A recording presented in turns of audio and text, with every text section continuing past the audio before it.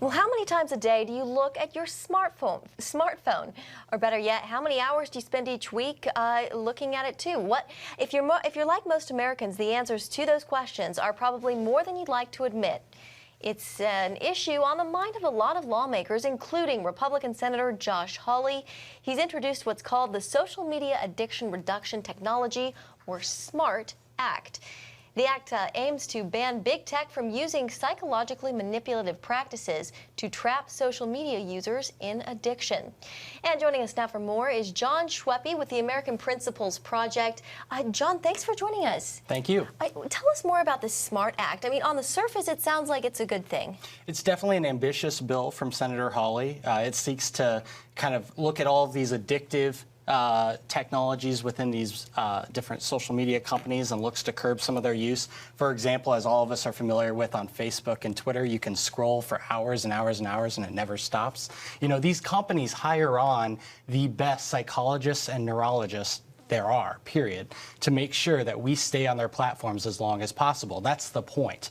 And so this bill is seeking to address that and hopefully address those concerns. Yeah, John, I don't know anyone who spends that much time scrolling on their phone like that. I can't imagine that happening. But exactly. Why are some people opposed to any type of, ban or regulation, as far as these big tech companies is concerned? Well, look, a lot of conservatives are concerned about regulating big business, just in general, and that's an understandable concern.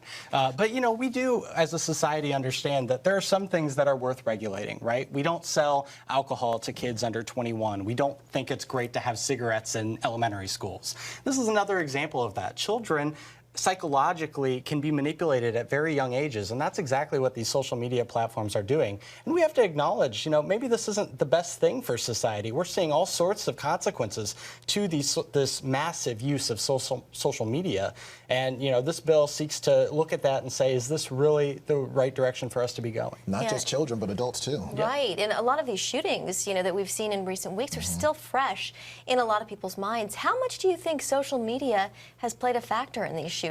I think it certainly has played a role, and I think there's studies out there that have been kind of exploring that. But the biggest thing is children especially, and adults for sure, but children especially have minds that are still forming, and these constant, you look at your phone as you were just doing, you get a notification every few seconds, and it's someone approving of something you said, someone disapproving of something you said. It drives us crazy.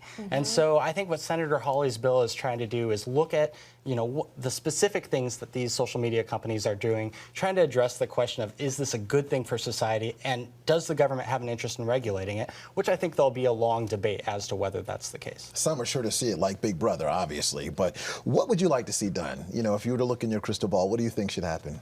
I think the biggest thing right now, we're seeing all these allegations of social media companies discriminating on basis of politics, discriminating on a number of things, and then also using these techniques to trap people on their platforms. I mean, look, we are the product, right? Advertisers are the consumers. We're the product. So I think the most important thing is making sure that they're doing it in an ethical way, and it's not manipulating consumers in a way they don't want to be manipulated.